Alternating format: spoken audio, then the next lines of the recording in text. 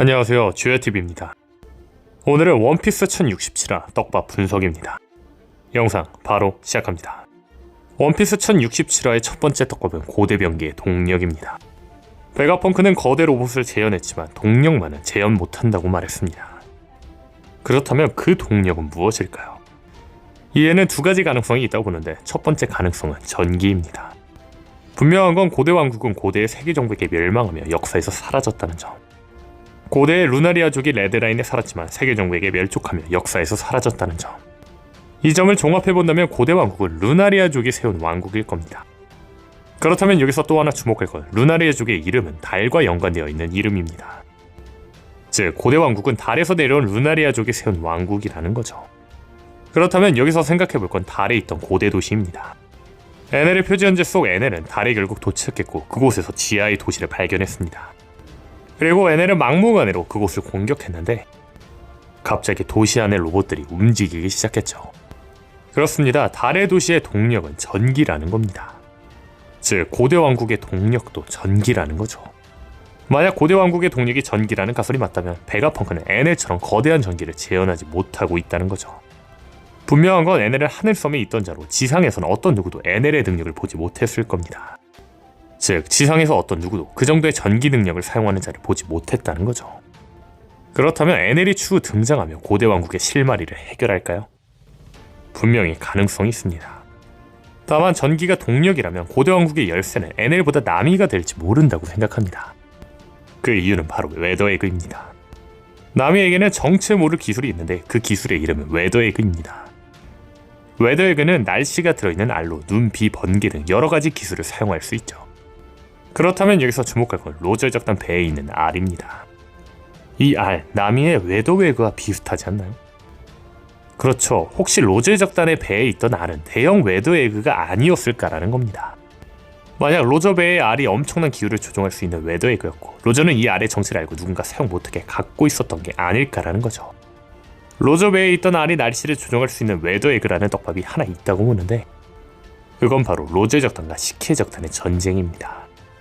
이 전쟁에서 로저의 적단과 시키의 적단이 싸울 당시 날씨의 도움을 받아 무승부를 겨뤘습니다. 그렇죠. 이 날씨의 도움은 웨더에그의 능력이지 않을까라는 거죠. 물론 이는 웨더에그를 누군가 조종했다기보다 웨더에그에 담긴 힘이 도와줬다라고 표현해야겠죠. 만약 로저의 적단의 배의 알이 웨더에그라면 또 하나 주목할 건 나미에게는 날씨를 조종하는 여자라는 떡밥이 있다는 겁니다. 191화의 제목은 날씨를 조종하는 여자이며 이 화는 나미가 크리마텍트를 제대로 사용한 첫 화였죠. 근데 10년 후 빅맘의 별명이 날씨를 조종하는 여자라는 사실이 알려집니다. 즉 191화 속 나미가 날씨를 조종하는 여자가 된다는 건 떡밥이었다는 겁니다. 이를 통해 나미가 소울소울 열매를 먹는다는 떡밥이 있지만 갑자기 열매를 먹는 것보다 나미가 로저배의 웨더에그를 얻어 날씨를 조종하는 여자가 되는 게 더 자연스럽지 않을까요? 분명한 건 제 가설대로 이 알이 에그헤드라면 지금까지 나미가 만들어낸 전기하고는 차원이 다를 정도의 크기일 겁니다. 즉 에넬 못지않은 파워를 나미가 가질 수 있고 이 전기로 나미가 고대 왕국을 부활시킬지도. 개인적으로 이 가설이 맞다면 플루톤의 항해사가 나미가 될 거라고 생각합니다. 원피스에는 신비롭고 이상한 섬 혹은 지역이 있습니다. 실례로 바닥에 보이지 않는 싱크홀이 있는 애니에스 로비가 있죠. 근데 이 싱크홀은 어떻게 생겼을까요? 물론 처음부터 있던 흔적일지도 모르지만 가장 가능성 있는 건 플루톤이 아닐까라고 생각합니다. 그렇죠. 애니에스 로비 내의 싱크홀은 한 발만 쏘면 섬 하나를 흔적도 없이 날려버린다는 플루톤으로 인해 만들어진 흔적이 아닐까라는 겁니다. 생각해보면 이 비정상적인 구멍을 그냥 생겼다기보다 플루톤으로 생겼다는 게 가장 일리 있기는 하죠. 참고로 플루톤은 섬 하나를 날려버릴 정도의 파괴력인데 애니에스 로비는 왜 멀쩡하냐라고 의문을 제시하는 분들이 있겠지만 아마 플루톤으로 인해 파괴된 곳에 애니에스 로비를 만든 게 아닐까요? 다시 돌아와 애니에스 로비가 플루톤으로 만들어진 곳이라면 주목할 게 있습니다. 그건 바로 애니에스 로비의 디자인의 출처입니다.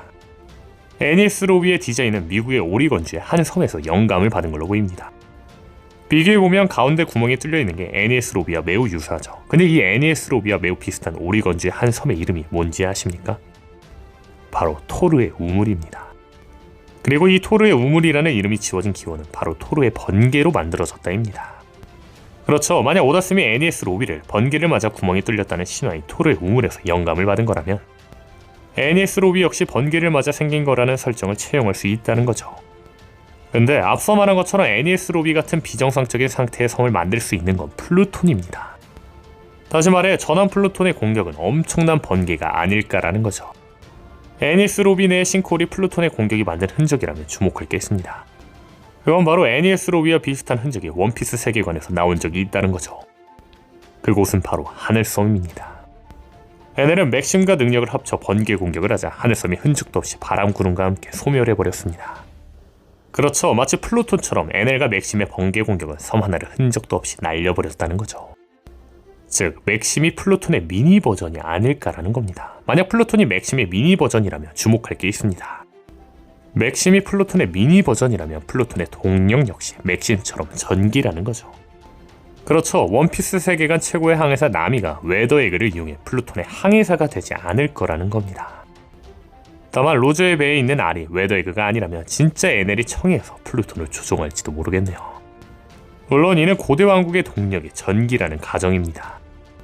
개인적으로 저는 베가펑크가 재현하지 못한 동력이 전기가 아닌 또 다른 가능성이 있다고 보는데 그건 바로 불입니다. 분명한 건 베가펑크는 1065화소 에그헤드 섬의 동력은 불이라고 했습니다. 근데 베가펑크는 이 에그헤드는 고대 왕국과 같은 문명을 가지고 있다고 했죠. 즉 에그헤드는 고대 왕국을 본따 만든 왕국이라는 겁니다. 다시 말해 고대 왕국 역시 동력이 불일 수 있다는 거죠. 다만 혹자들은 이 얘기할 겁니다. 고대 왕국의 동력이 불이라면 이미 에그헤드는 동력이 불인데 왜 베가펑크가 재현을 하지 못했냐고 이야기하는 거냐. 다만 이에 대해서는 이미 떡밥이 나왔는데 베가펑크는 사라지지 않는 불을 만들려고 하고 있습니다. 그리고 베가펑크는 최종 목적은 태양을 만들려고 한다고 말했죠. 즉 베가펑크는 계속해서 무언가를 태워 겨우겨우 에그헤드의 동력을 유지하고 있지만 베가펑크는 태양처럼 사라지지 않는 불같은 동력을 원하고 있다는 거죠. 과연 베가펑크가 재현 못한 고대 왕국의 동력은 무엇일까요? 1067화의 두 번째 떡밥은 엘바프입니다. 먼저 1066화에서 엄청난 떡밥이 공개되었는데 그 떡밥은 바로 사우로가 살아있다는 겁니다. 다만 사우로가 살아있다는 것보다 더 주목할 건 사우로가 오하라가 해독한 세계의 수수께끼가 적힌 책을 모두 가지고 있다는 거 아닐까 싶습니다. 이걸 왜 주목해야 하냐면 이 책을 가져간 사우로도 이 책을 읽었을 거라는 겁니다. 그렇죠. 사우로는 세계의 수수께끼, 즉 원피스를 어느 정도 알 거라는 겁니다. 그렇다면 여기서 주목할 건 기드가 말한 화상을 입은 남자입니다. 기드는 원피스의 쟁탈전에 참가하기 위해서는 화상 입은 남자를 찾아야 된다고 했습니다. 당시에는 이 남자가 누군지 공개되지 않았지만 1066화에서 사우로가 온몸에 붕대를 감고 있는 걸로 보아 버스터콜로 인한 폭발로 혹은 아오키즈의 얼음으로 인해 화상을 입어 붕대를 감고 있는 걸로 보입니다. 즉 사우로가 공백의 100년, 즉 원피스에 관련된 책을 가지고 있고 화상으로 인해 붕대를 감고 있다는 점을 종합해본다면 기드가 말한 화상 입은 남자는 사우로일 수 있다는 거죠. 다시 말해 원피스에 대한 단서를 가지고 있는 남자 사우로가 엘바프에 있는 만큼 밀즈모 제적단은 무조건 엘바프에 가게 될 거라는 거죠. 근데 여기서 주목할 건 밀즈모 제적단은 무슨 이유로 엘바프에 가게 될까요? 뜬금없이 오하라의 고대 왕국의 수수께끼가 담긴 책이 있으니 엘바프에 가자는 건 루피와 어울리지 않습니다.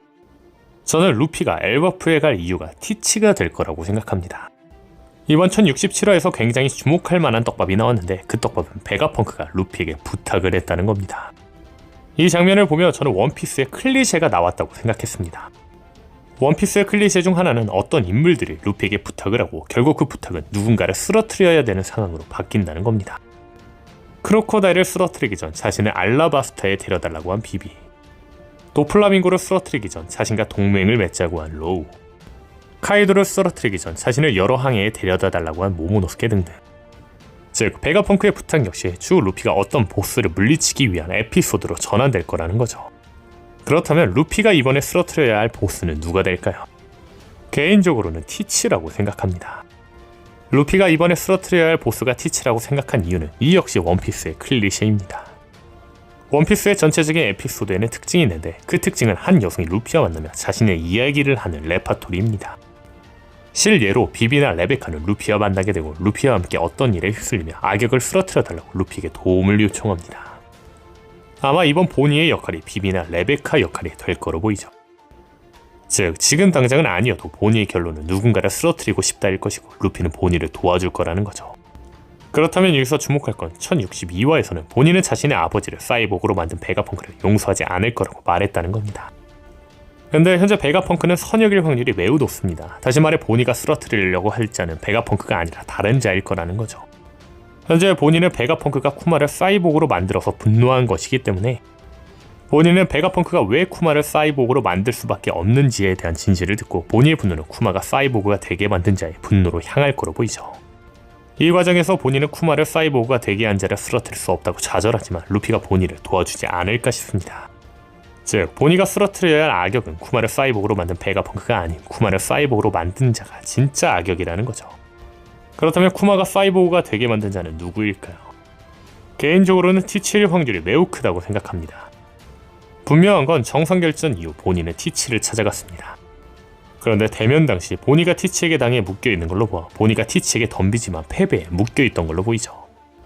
즉 보니가 T7와 어떤 악역이 있는 것처럼 나왔다는 겁니다. 현재 보니가 누군가를 싸워 복수를 할 대상은 쿠마를 사이보그로 만든 자들입니다. 즉 보니가 싸울 이유는 자신의 아버지와 관련된 일밖에 없을 거라는 거죠. 다시 말해 보니가 티치와 싸운 이유는 티치가 쿠마를 사이보그로 만들게 했기 때문 아닐까요? 그렇다면 여기서 또 하나 주목할 건 헤르메포의 목표도 티치라는 겁니다. 현재 코비는 티치에게 납치당했기 때문에 헤르메포는 코비를 구하기 위해 에그헤드에 있는 베가펑크에게 도움을 요청해 세라핀과 함께 티치가 있는 벌집 섬으로 향하려고 합니다. 물론 소드의 일원들이 반대하고 있지만 원피스 클리셰대로라면 헤르메포는 혼자서라도 에그헤드에 잠입해 베가펑크를 만나러 가겠죠. 그렇다면 여기서 주목할 건 앞서 말한 것처럼 보니도 루피에게 티치를 쓰러뜨려달라고 부탁할 확률이 크다는 겁니다. 원피스의 전개를 보면 각각의 자들이 같은 목표를 가지며 루피에게 부탁을 하고 루피는 그곳으로 향합니다. 예를 들면 펑크아제드에서 로우는 루피에게 카이토를 쓰러뜨리자고 하고 모모노스케와 키네모는 루피에게 와노쿠니로 함께 가달라고 요청합니다. 즉 다른 자들의 목표가 우연히 같았고 루피에게 도움을 요청하고 루피는 이들을 도와주며 보스들을 쓰러뜨린다는 거죠. 현재 헤르메포의 목표가 티치며 보니의 목표도 티치일 확률이 큰 만큼 루피랭은 베가펑크, 헤르메포, 보니와 함께 티치가 있는 벌집 섬으로 향하지 않을까 싶습니다. 개인적으로는 루피가 그곳에 향하지만 티치가 그곳에 없을 거라고 생각합니다. 현재 티치는 원피스를 찾기 시작했고 로우에게 로드 포네그리프를 뺏으려고 하고 있습니다. 아마 티치는 로우를 쓰러뜨리고 로우가 모은 로드 포네그리프를 뺏겠죠. 다만 티치가 라프텔에 가기에는 로우한테도 마지막 네 번째 로드 포네그리프는 없습니다. 이 로드 포네그리프는 현재 어인섬에 있는 로드 포네그리프입니다. 밀짚모 제작단이 어인섬에 갔을 당시 로드 포네그리프는 사라져 있었죠. 그렇다면 어인섬에 있던 로드 포네그리프는 누가 가지고 있을까요? 개인적으로는 샹크스가 가지고 있다고 생각합니다. 이에 대해서는 근거가 아닌 떡밥으로도 존재하는데 그 떡밥은 샹크스의 검 이름이 그리폰이라는 겁니다. 그리폰의 신화 속 의미는 황금을 지키는 자입니다. 그렇죠. 오다스미 샹크스의 검 이름을 그리폰으로 한 이유는 샹크스가 원피스를 지키는 자라는 걸 떡밥으로 남겨놨다는 거죠. 즉 마지막 로드 포네그리프를 샹크스가 가지고 있다는 겁니다. 그렇다면 샹크스는 마지막 로드 포네그리프를 어디에 보관하고 있을까요? 아마 엘바프일 겁니다. 그 이유는 샹크스와 엘바프는 매우 연관이 있다는 겁니다.